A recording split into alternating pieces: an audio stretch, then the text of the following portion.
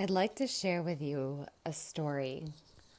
And my story is about how I became a death doula.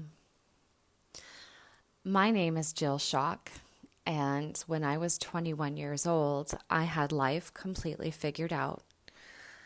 I was engaged to be married at a very young age, and I thought that I was with the love of my life.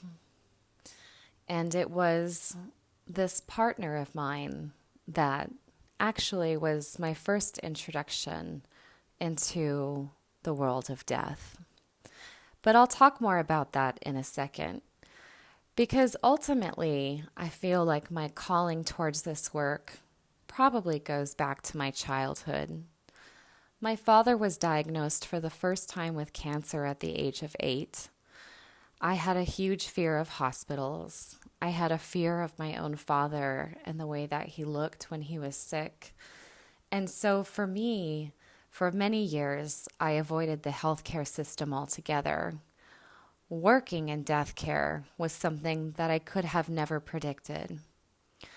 Luckily, my dad recovered from cancer that first time in the 90s, all those years ago.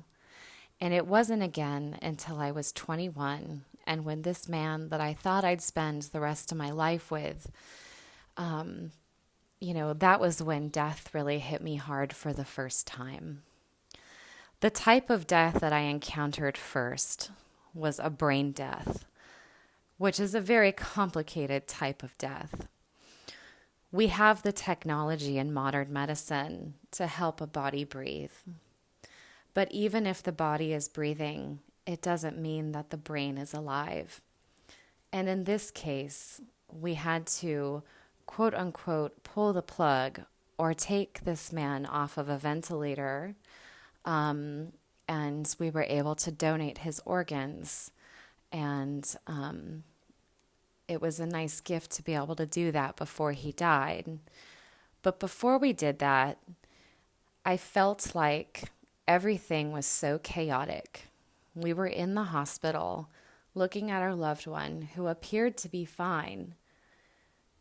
And the doctors are telling us that we're looking at a brain scan and it's in black and white. And they're saying, do you see? There's no blood here. And all I can think is blood's not black and white. It's red. I don't understand what I'm looking at. And by the end of the day, when the doctors had tirelessly tried to explain what was happening and that we would have to make a decision about pulling life support, I found myself sitting in the waiting room of this hospital in total disbelief of everything that had happened in the last 24 hours. And the one question that came into my mind was, why didn't anybody help us? After the death, we went home to this man's house and we began the process of trying to plan a funeral, trying to close out his affairs, and everything just seemed so impossible. I kept wondering, where was the help? Where was the help? Ultimately, this relationship was lost to complicated grief. I was 21. I started completely over with my life. I actually lived out of my car for a few weeks because I had nowhere to live. And I had just finished my public history degree in North Carolina, and I had a great job working for the museum circuit there. And I was happy, and that is what I was going to do with the rest of my life until death slapped me down.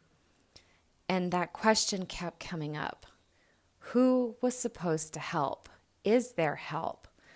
And this began, for me, an existential journey of understanding how people make meaning in times of crisis and how we can get them more resources.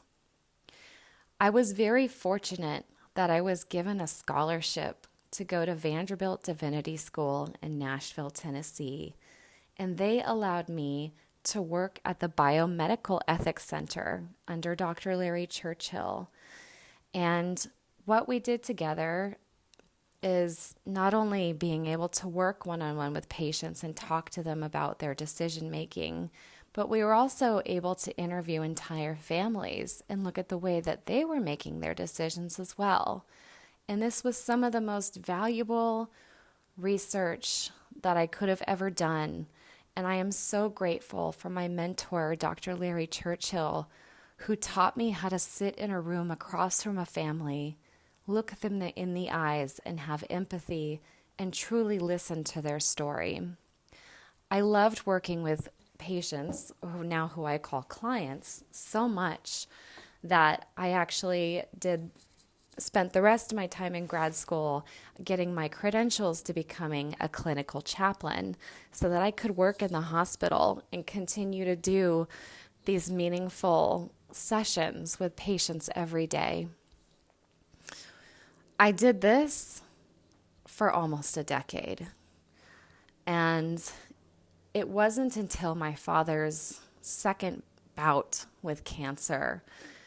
I was working for a corporate hospice company, and I had taken family medical leave to take time off and care for my dying father. This time, his diagnosis was terminal, and it was clear that he wasn't going to make it. But this time, I felt like I had the tools to give him the death that he wanted and that he deserved.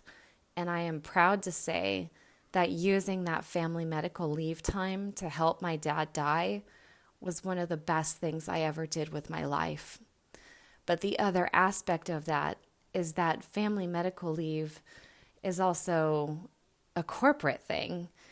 And I used up my 12 weeks. And at the end of those 12 weeks, I got a call from HR saying that my job was no longer available to me back in hospice care. My job that I loved, my job that I identified so strongly with, my job that allowed me to actually build my own spiritual care program and have other chaplains working for me. I loved my job so much. And between losing my father, who is the biggest cheerleader and biggest influencer and hero in my life, and then losing my job that's completely related to my self-identity, I was completely shattered and also so angry at the corporate healthcare system for just kicking me out for a paperwork issue. This year was 2015. And it was at the end of 2015 that I began my search for a different opportunity to go out on my own and be able to help and not be restricted by administration or ticky-tacky paperwork or have a boss. I wanted to be my own boss. So I created Death Doula LA in 2016. I had first heard the term Death Doula at the American Academy of Religion conference in 2014.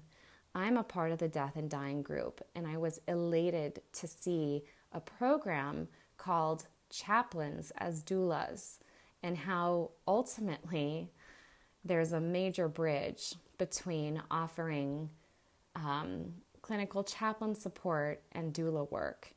And I began really looking at that bridge and how it worked. And I felt so strongly connected to the word death doula. When I first heard it, I thought, that's me. That's exactly what I do. I come in and I want to make death easy for people.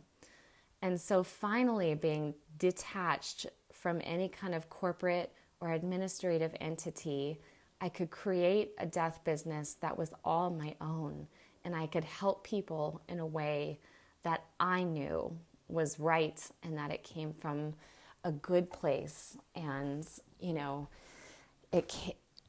I wanted to help and I was helping. I've owned Death Doula LA for 4 years now, And the business wasn't profitable at first. I had to keep my full-time job in hospice for a while, but not more than a few years until I was actually making enough money to supplement my own income. Today, I am so proud of Death Doula LA and how far it's come and how many people I have helped ushered into a beautiful, peaceful, meaningful death. And I couldn't be more in tune in my core with the work that I'm doing. And I am so proud to be a doula. And I am so honored to be able to go into these spaces and help people. And for those of you out there wondering, how do I get my start? You're probably already on your journey. You just don't know it yet. Look within yourself. Understand why you're doing it. For me, it was answering the question of why it wasn't anyone there to help. I became the person to help. For you, it might be a different question. But for all people who are discerning their space in death work and how they want to help, I want you to know that your journey has already started. Just by thinking about it, just by seeing the holes or experiencing the holes in the system, you have experience to dive deeper into this work. And it feels good for me to share with you my story of how I became a doula. I never received any kind of certification. I used every tool that I had that came from me, and I made it into something right and meaningful, and something that ultimately has been helping my clients for the last 4 years. I hope that you can appreciate my story of how I became, and I want to inspire all of you out there that are looking for careers in death care to know that there is space for you. If you have it in your heart, and if you see a problem you want to fix, you're in the right place. Thank you for listening to my story today.